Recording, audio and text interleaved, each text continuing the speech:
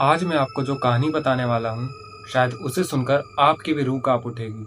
आप भी ये सोचकर हैरान हो जाओगे कि कोई इतना नीचे कैसे गिर सकता है। हर महीने कोई ना कोई ऐसा केस जरूर सामने आता है जिसमें लड़कियों के साथ गलत काम होते हैं। हालांकि ये केस भी कुछ वैसा ही है, लेकिन आप जब इस केस की गहराई में पहुंचोगे तो आप सोचने पर मजबूर हो जाओगे कि आखिर इस दुनिया में चल क्या रहा है। बात करते हैं 26 जुलाई 2025 की, जब कुछ एनजीओ को ये खबर मिलती है कि महाराष्ट्र के एक गांव में ह्यूमन ट्रैफिकिंग और सेक्स रैकेट चल रहा है।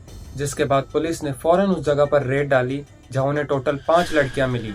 पहली 12 साल की नाबालिग बांग्लादेशी लड़की, दूसरी 21 साल की बांग्लादेशी और 3 और बांग्लादेशी लड़कियां। रेस्क्यू होने के बाद जब पुलिस ने उस 12 साल की लड़की से पूछताछ करी तो उसके बाद जो उसने बताया उससे आपके भी रोंगटे खड़े हो जाएंगे। उस 12 साल की लड़की ने बताया कि कैसे 3 महीने पहले एग्जाम में कम मार्क्स आने की वजह से और एक सब्जेक्ट में फेल होने की वजह से उसे यह डर लगा कि कहीं उसके स्ट्रिक्ट पेरेंट्स उसे मारे, उसे डांटे नहीं। इसी डर के कारण उसने घर से भागने का फैसला किया और भागने से पहले वो अपने ही गांव की एक वुमन के पास गई, जिसने उसे ये दिलासा दिया कि वो उसे इंडिया ले जाकर एक जॉब देगी जिससे वो कुछ पैसे कमा सकेगी। अब वो 12 साल की मासूम सी लड़की उस औरत की चिकनी चुपड़ी बातों में आ गई, जिसके बाद उस लड़की को सबसे पहले बॉर्डर पार कोलकाता ले जाया गया, जहां उसका फेक आधार कार्ड बनवाया गया। अब इस चीज को सुनकर ये साफ हो जाता है कि हमारे देश में फेक डॉक्यूमेंट्स बनवाना कितना आसान काम है। अब जैसे ही उस लड़की के फेक डॉक्यूमेंट्स कंप्लीट होते हैं, वो उसे कोलकाता से मुंबई शिफ्ट कर देते हैं। मुंबई के नायगांव के एक छोटे से घर में जहां एक पति पत्नी रहते थे, वहां उस लड़की को ले जाया गया। इसके बाद उस लड़की ने बताया कि कैसे उसी घर के ओनर ने सबसे पहले उसके साथ किया, गलत काम किए, और जब वो मासूम सी लड़की दर्द में चिल्लाने लगी तब उसका गला दबाया गया, उसे ड्रग के इंजेक्शन दिए गए।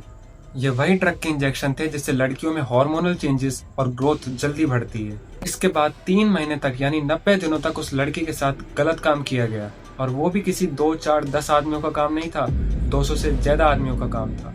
और उस लड़की ने यह भी बताया कि उसकी लोकेशन बार बार बदली जाती थी। मुंबई से उसे गुजरात भी ले जाया गया और गुजरात से फिर मुंबई उसे लाया गया। इस पूरे केस को सुनने के बाद पुलिस ने 10 लोगों को अरेस्ट भी किया है, जिनमें से इनका मेन लीड था मोहम्मद खालिद बाबरी, जिसको भी अरेस्ट कर लिया गया है। एक सवाल तो सबके दिमाग में आता है कि जो उस लड़की के साथ हुआ, क्या उसका इंसाफ उस लड़की को मिल पाएगा? वो 12 साल की छोटी सी बच्ची इतने बड़े ट्रॉमा से कैसे बाहर आ पाएगी? और क्या पुलिस उन हैवानों को उनके किए की सजा दे पाएगी? इस केस को सुनने के बाद एक चीज तो बिल्कुल साफ हो गई है कि हमारे देश में बॉर्डर पार करना, फेक डॉक्यूमेंट्स बनाना और ह्यूमन ट्रैफिकिंग कितना आसान काम बन गया है। आज के टाइम में लोगों के मन से डर बिल्कुल खत्म हो चुका है। उन्हें ना ही तो किसी बात का डर होता है और ना ही अफसोस। एट द एंड मेरी ये रिक्वेस्ट है कि प्रॉपर इन्वेस्टिगेशन हो और पुलिस उन हैवानों को पकड़े और उनके किए की खौफनाक सजा दे, जिससे आगे से कोई ऐसा दुष्कर्म करने से पहले 100 बार सोचे।